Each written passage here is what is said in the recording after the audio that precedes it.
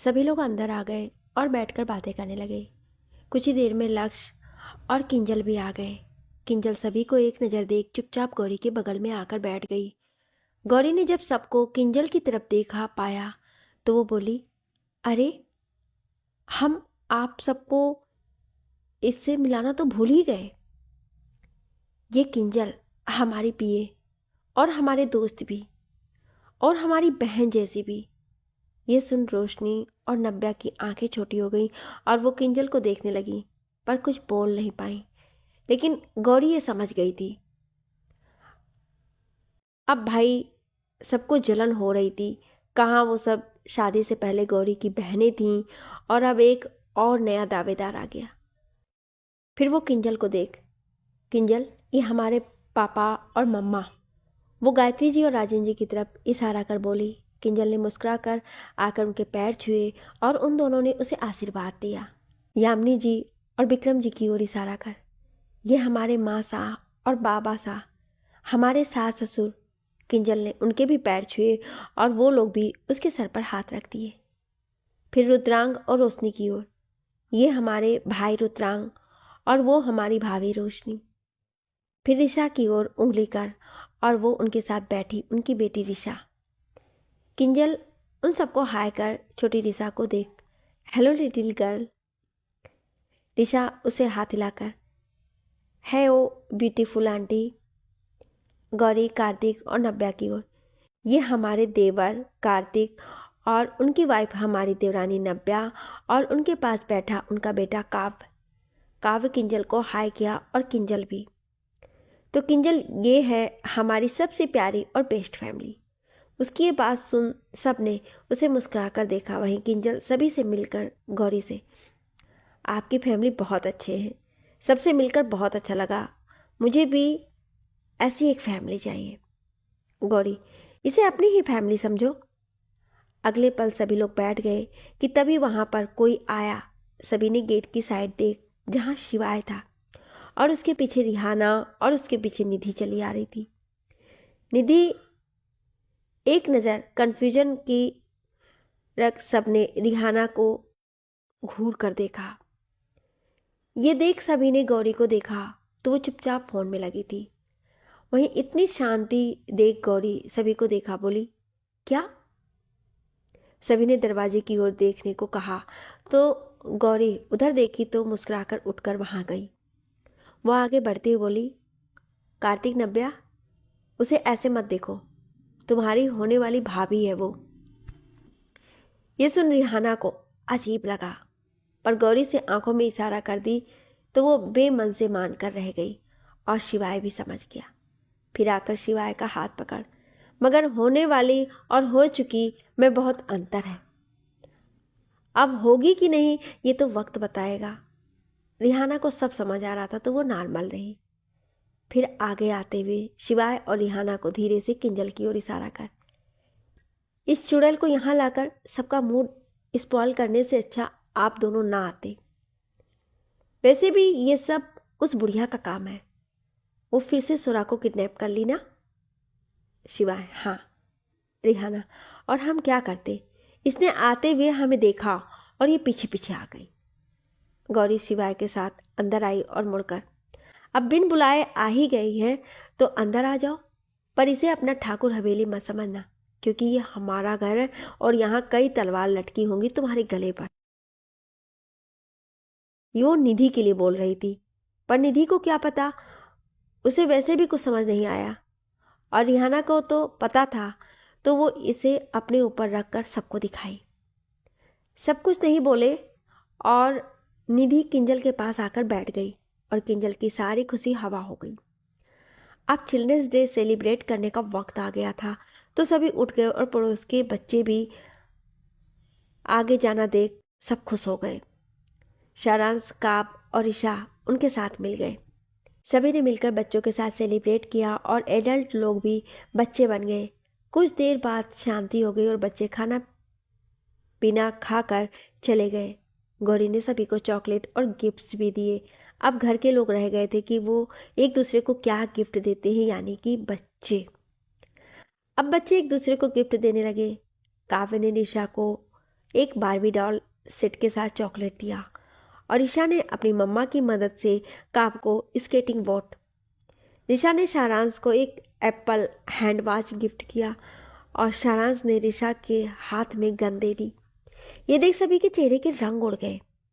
गौरी शारांश को आंखें दिखाई तो शारांश बोला, अरे मम्मा ये सब टॉय है, देखो, कहकर चलाया और उसमें से प्लास्टिक की बॉल बाहर निकलकर कहीं इधर उधर हो गई। ये देख ऋषा का चेहरा लटक गया और सबकी हंसी निकल गई। अगले पल शारांश उस चॉकलेट के साथ कुछ हेयर क्लिप, रबर बैंड और हेयर बैंड का सेट गिफ्ट किया, जिसे देख ऋषा खुश हो गई और शारांश के गले लग गई। शारांश भी उसे थाम लिया। रूही ने भी उन तीनों को कुछ दिया और उन तीनों ने रूही को। फिर अगले पल सभी बच्चे अपने में लग गए और सभी बड़े और एडल्ट अलग अपनी बातों में लग गए। कुछ देर बाद खाने का वक्त हुआ तो सभी डाइनिंग टेबल पर आ गए और गौरी ने रोशनी और नब्या के साथ मिलकर सभी को खाना सर्व किया। तभी रिहाना शिवाय को देख, शिवाय जी हमें ऑयली खाना नहीं खाना। शिवाय उसे देख, तो हम क्या करें? उसका ये साइलेंट पर कड़क सा जवाब सुनकर निधि चुप हो गई। बट ये था पूरा ड्रामा। तभी निधि एटीट्यूड से, मैं फ्रेश जूस, फ्रूट और सैलेड खाऊंगी। रिहाना, और मैं भी। ये सुन रोशनी, नब्या रिहाना को घूरी पर निधि पे ध्यान नहीं किया। गौरी उन दोनों से, जाइए जाकर इनके लिए फ्रेश सब कुछ रेडी कीजिए। अपनी होने वाली भाभी की विश पूरी नहीं करेंगी आप? ये सुन उन दोनों का मुंह लटक गया और फिर वो दोनों किचन में चली गई। गौरी, किंजल आप भी जाइए किचन में, हम उन दोनों पर भरोसा नहीं है। ये सुनकर किंजल भी किचन में चली गई। किंजल ने किचन में आकर देखा जहां नब्या रोशनी मुस्कुराकर खाने में कुछ मिला रही थी। तभी किंजल अंदर आई और उसे देख दोनों हड़बड़ा गई। किंजल स्लिप से टिक कर, यू गाइस कैरी ऑन, और जो जो करना है वो सब करो, बट अच्छे से देना। दोनों उसको घूर कर देखने लगी। किंजल, और संतरे की जगह नाशपाती देना, निधि को वो बहुत पसंद है। ये दोनों सुनकर उसे देखी क्योंकि ये था तो रिहाना के लिए। किंजल, और ये सब रिहाना की जगह ये सब निधि के पास जाना चाहिए क्योंकि रिहाना उस टाइप की नहीं है। ये सुन दोनों कन्फ्यूजन में उसे देखी। किंजल, कंफ्यूज मत होइए, आगे आपको पता चल जाएगा। कुछ देर बाद सब डाइनिंग टेबल पर आ गए। निधि ने ज़्यादा ध्यान नहीं दिया और खाने लग गई क्योंकि उसे तो बहुत भूख लग रही थी। बाकी सब ने जूस पिया और अपना अपना खाना खाया। निधि का मन शिवाय से बात करने का हुआ कि तभी उसके पेट में दर्द हुआ और अगले पल उसने पेट पर हाथ रख बोला, वॉशरूम किधर है? नब्या ने एक और इशारा किया और वो जल्दी से भाग गई। सभी ने उन दोनों को देखा तो वो कंधे उचका दी जैसे उन्हें कुछ पता ही नहीं है। गौरी शक करते हुए, कुछ किया क्या? रोशनी, नब्या, आप दोनों ने कुछ किया? किंजल, क्या आपने? किंजल, हमने कुछ नहीं किया, बस उसे नाशपाती खिला दी क्योंकि उसे नाशपाती से एलर्जी है। गौरी उन दोनों से, और आप दोनों ने? नब्या, रोशनी, जमाल घोटा। गौरी हैरानी से, व्हाट? इसके बाद वहाँ सब हंस दिए और रिहाना भी। ये देख सबने उसे देखा, फिर रिहाना शांत हो गई। गौरी ने अगले पल रिहाना के बारे में सबको सब कुछ बता दिया। सब लोग खाना खाकर हॉल में आ गए। अब बची वो चारों, यानी कि गौरी, रोशनी, नब्या और किंजल। अगले पल वो चारों चेयर पर बैठे खाना खा ली। खाना खाने के बाद गौरी ऊपर चली गई कि तभी उसे किसी ने कमरे में खींचा और बेड पर धकेल दिया। गौरी ने पलटकर उठाकर देखा तो सामने नब्या और रोशनी कमर पर हाथ रखे उसे घूर रही थी। गौरी, क्या हुआ? रोशनी, हम आपकी भाभी हैं। नब्या, और हम देवरानी। ये सुन गौरी को नीचे वाली बात याद आई जब वो सभी से किंजल को इंट्रोड्यूस करवा रही थी। गौरी, क्या यार, वो बेचारी हम सबके इतने कॉम्प्लेक्स को कैसे समझ पाती, जबकि कभी कभी खुद राइटर मैडम भी नहीं समझ पाती हैं। इसलिए उसे इजी वे में बताया, और तुम दोनों तो वैसे भी मेरी जान हो और मेरे पहले बच्चे हो। दोनों सर झुकाकर, जिन्हें आप छोड़कर चले गए थे। गौरी मुस्कुराकर मुड़कर नजरों से दूर गई थी, दिल से नहीं। गौरी, वैसे तुम सब अपनी कमर कस लो, क्योंकि तुम सबकी लाइफ अब काफ़ी इंटरेस्टिंग होने वाली है, पहले से भी ज़्यादा। दोनों हैरानी से, क्या? और पहले से भी ज़्यादा? गौरी, हाँ, क्योंकि आप पहले से 2 लोग और ज़्यादा हो गए। ये सुन दोनों कंफ्यूज हो गई तो गौरी दरवाजे की ओर देखने का इशारा की। उन दोनों ने मुड़कर देखा जहाँ रिहाना और किंजल खड़ी थी। उन्हें देखकर रोशनी उन्हें घूरने लगी और वो दोनों कन्फ्यूजन में उन्हें देखी। गौरी आराम से बेड पर बैठ गई। नव्या पलटकर गौरी को घूरकर, आप जानती भी हैं ये दोनों कौन है? गौरी, कौन है? रोशनी को सोचकर आगे आए और रिहाना के कंधे पर हाथ रखकर बोली, हमारी गैंग के न्यू मेंबर्स। नव्या आकर किंजल के कंधे पर हाथ रख, और अब जब तुम हमारी गैंग में आ गई हो तो तुम दोनों को हम अपने रंग में रंग ही देंगे। ये देख किंजल रिहाना मुस्कुराकर गौरी को देखी, जो वो भी उन्हें मुस्कुराकर देख रही थी, और फिर चारों बैठकर आराम से नौटंकी वगैरह करते हुए बातें करने लगी। दूसरी ओर बाथरूम में चक्कर काट काट कर निधि की हालत खराब हो गई थी और स्किन रेड भी थी और दाने भी निकल आए थे। उसे पता था कि किंजल के अलावा किसी को नहीं पता उसके खाने के बारे में, और ये सब हो गया जो निधि टॉलरेट नहीं कर सकती थी। वो गुस्से से खुद में बोली, तुम सबको देख लूँगी। नीचे हॉल में सभी लोग बैठे थे सिवाय रुद्रांग और शिवाय के। वो दोनों स्टडी में थे। शिवाय गुस्से से टेबल पर हाथ मारकर, अब ये सब बहुत हो रहा है रुद्रांग, हमसे और बर्दाश्त नहीं हो रहा है। हम चाहे तो अभी सोरा को छुड़ा सकते हैं, लेकिन उसकी जान को खतरे में क्यों डाल रहे हैं? रुद्रांग, शिवाय, कुछ नहीं होगा सोरा को, वो ठीक है। शिवाय, पता है हमें वो ठीक है, मगर दादी सा ने दवाइयों की डोज बढ़ा दी है। जब वो दवा देती है तब तो उसका असर होता है ना। हफ्ते में 2 दिन हमारी शोरा के शरीर में वो दवा जाती है और हम कुछ नहीं कर पाते। रुद्रा, तू सब तो करता है, इससे ज़्यादा तू और क्या करेगा? तू अपनी सारी जिम्मेदारी निभा रहा है, बस एक सबसे ज़रूरी जिम्मेदारी को छोड़कर। ये सुन शिवाय ने सर झुका लिया और रुद्रांग ने उसके कंधे पर संतावना भरा हाथ रखा। हॉल में रूही, ऋषा, काब और सारांश मस्ती कर रहे थे। वहाँ यामिनी जी, विक्रम जी, राजेंद्र जी और गायत्री जी उन्हें देख रहे थे। यामिनी जी, अब लगता है शायद पुराने दिन फिर लौट आए। उनकी बात सुन सभी सहमति में सर हिलाते हैं। तभी निधि बाहर आकर आवाज़ लगाते हुए, शिवाय जी, शिवाय जी। शिवाय जो रुद्रांग के साथ नीचे आ रहा था वो बोला, चिल्ला क्यों रही हो? निधि, हमें यहाँ से जाना है, चलिए। शिवाय, हम रात से पहले नहीं जाएंगे, तुम चाहो तो जाओ यहाँ से। निधि, ठीक है, ड्राइवर भेज दीजिए। शिवाय हाँ में सर हिला दिया और निधि बाहर गई, फिर वहाँ से चली गई। तभी पीछे से आवाज़ आई, बल्ला टली। सबने पीछे देखा तो वो किंजल बोली। रोशनी धीरे से, तुम्हारे गले में लाउड स्पीकर है क्या? इतना तेज क्यों बोली? किंजल, मैं तो नॉर्मल ही बोली।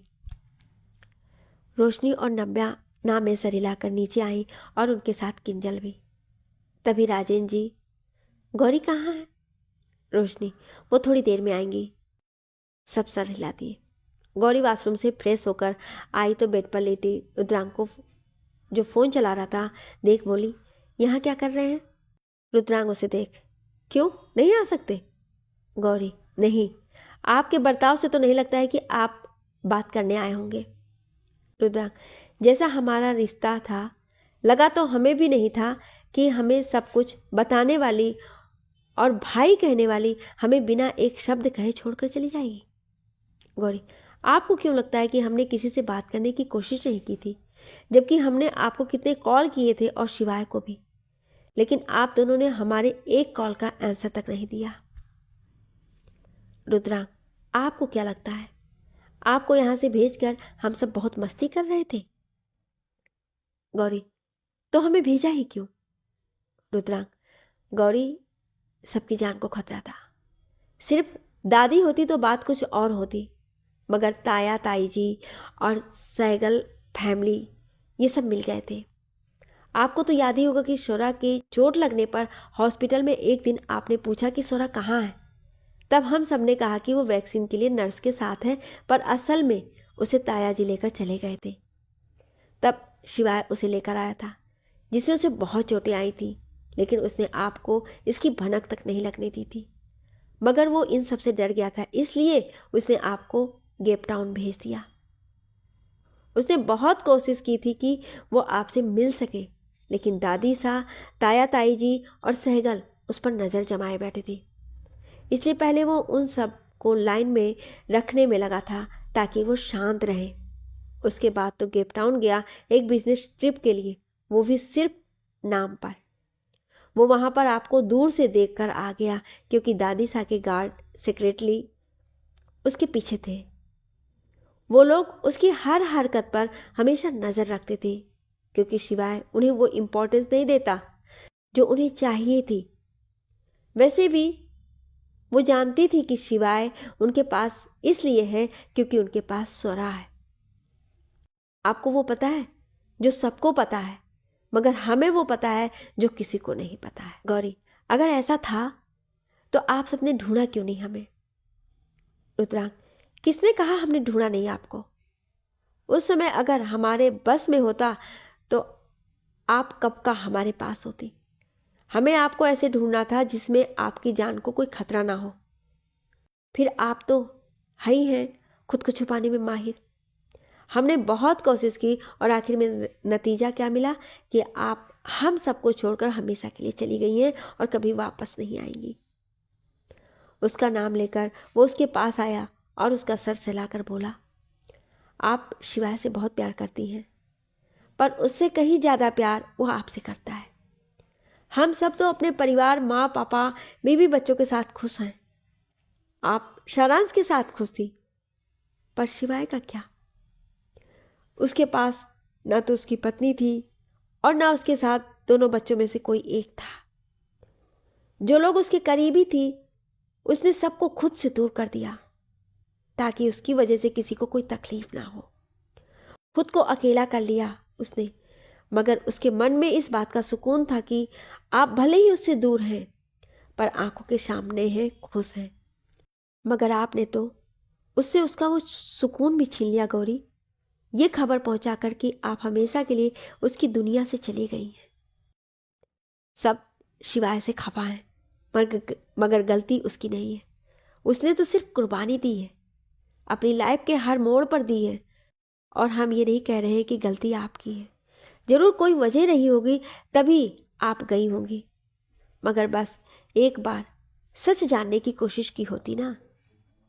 उसकी बातें सुन गौरी 2 कदम पीछे हट गई।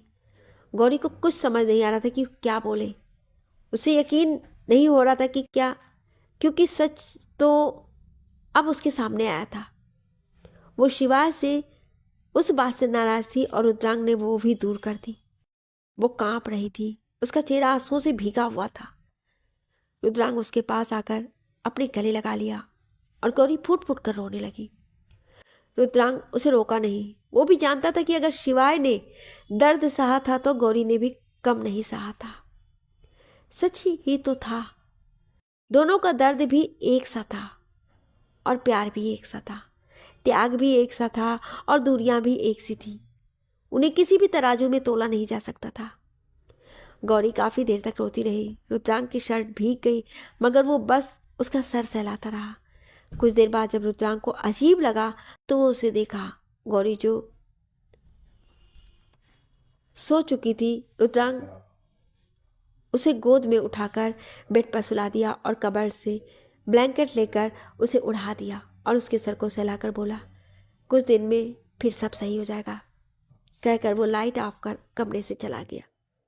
वो जैसे ही कमरे से बाहर आया कि सामने रोशनी को देखा, जिसने सब देखा और सुना था। रुद्रांग उसे कुछ नहीं बोला और उसके बगल से होकर चला गया। वहीं रोशनी की आंखों में आंसू बह गए और वो दीवार से टिक कर रोने लगी।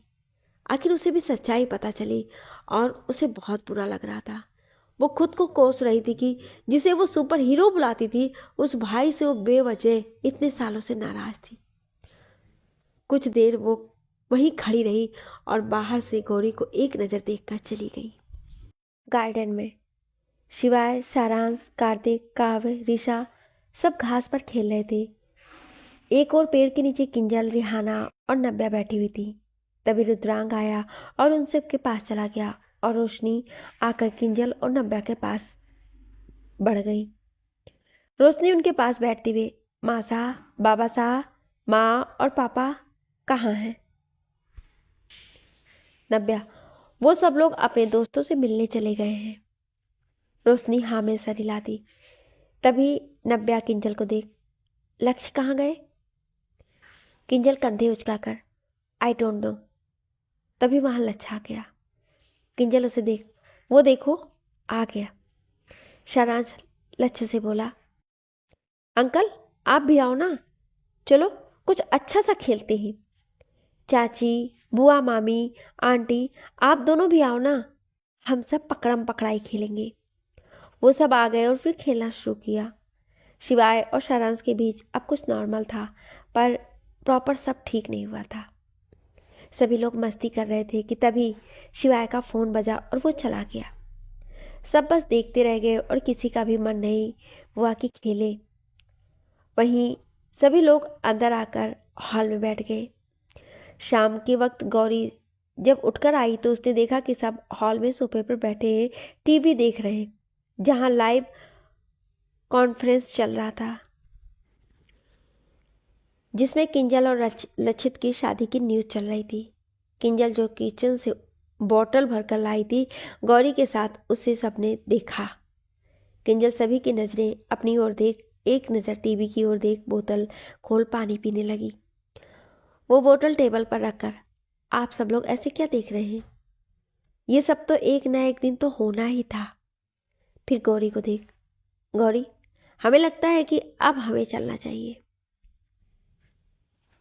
गौरी सीढ़ियों से नीचे उतरकर, हाँ हमें भी अब ऐसा ही लगता है, हमें चलना चाहिए, क्योंकि ये हमारा मायका नहीं और ससुराल जो किसी और का है। फिर सारांश के पास आकर, चले शारू। सारांश से एक नज़र रिशा, काब और रूही की ओर देखकर खड़ा हो गया। रिहाना, किंजल और लक्ष्य भी खड़े हो गए और शिवाय भी। रूहानी रूही के साथ उठने को ही तो गौरी बोली, रूहानी तुम और रूही जब तक हो यहीं रहो, क्योंकि वहाँ के माहौल तुम्हारे लिए सही नहीं है। कहकर वो सारांश को लेकर चली गई। वहीं किसी की भी कुछ भी पूछने की हिम्मत नहीं हुई। लक्ष्य और किंजल उसके पीछे गए और शिवाय, रिहाना भी।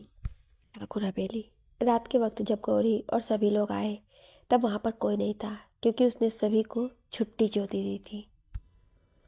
उसने किंजल, सारांश और लक्ष्य को मूवी देखने के लिए भेज दिया। शिवाय स्टडी में चला गया और रिहाना अपने कमरे में।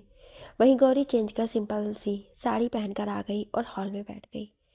तभी उसे कुछ गाड़ियों के आने की आवाज़ आई। वो मुस्कुरा दी। जब सभी घर वाले अंदर आए तो पाया गौरी हॉल में बैठी पॉपकॉर्न्स खा रही थी।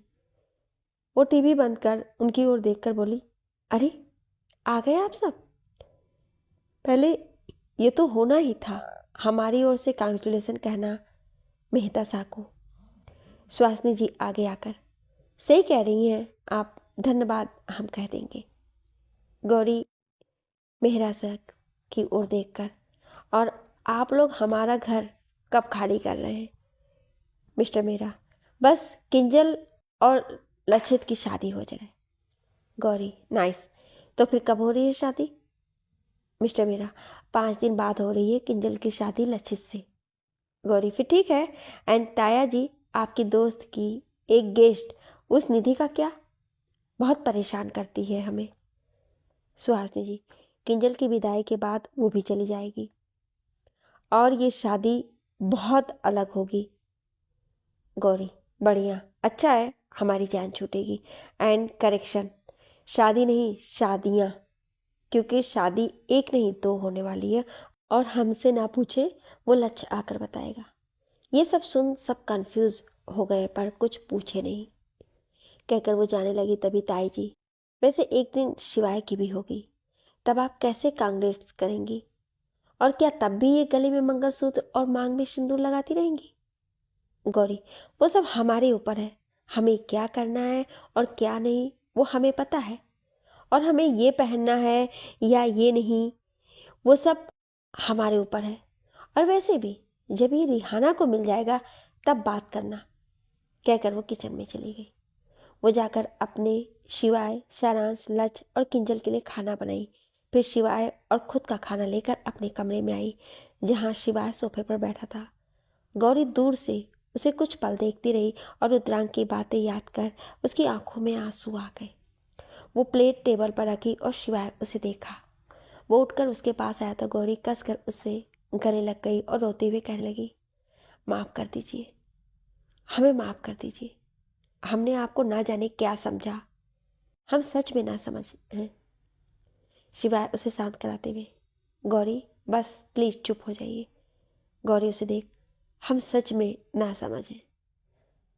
हम गौरी होकर अपने शिवाय को नहीं समझ पाए। हम सच में बुरे हैं, आपके बिल्कुल भी लायक। तभी शिवाय उसके होठों पर हाथ रख दिया। बस ये बिल्कुल भी मत कहना, गौरी सिर्फ शिवाय की है और हमेशा रहेगी, कहकर उसके आंसू पूछा गौरी नम आंखों से। फिर भी हम आपको नहीं समझ पाए और चले गए।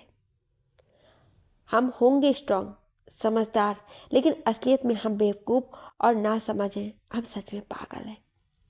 तभी शिवाय उसे गले से लगाकर, नहीं, हमारी गौरी हमारी जान है, हमारे आसपास का चांद है और हम अपने चांद के लिए कोई शब्द बर्दाश्त नहीं करेंगे, समझिए आप, कहकर उसे बिठाया और खाने की प्लेट लेकर एक निवाला उसकी ओर बढ़ा दिया तो गौरी खा ली और शिवाय उसको खिलाते हुए खुद भी खाने लगा। अगले पल वो उसे देख उसे कस के पकड़कर आंखों में आंसू के साथ गुस्सा लेकर बोली, हमें तकलीफ होती है, दिल में छुरियां चलती हैं हमसे और दिखावा नहीं होता है। रोज हमारा चैन नींद छीन चलता है और हम शांत रह जाते हैं। हमारा चैन छीन कर तो हम इस घर में किसी को भी चैन से नहीं रहने देंगे और उसकी शुरुआत आपसे होगी।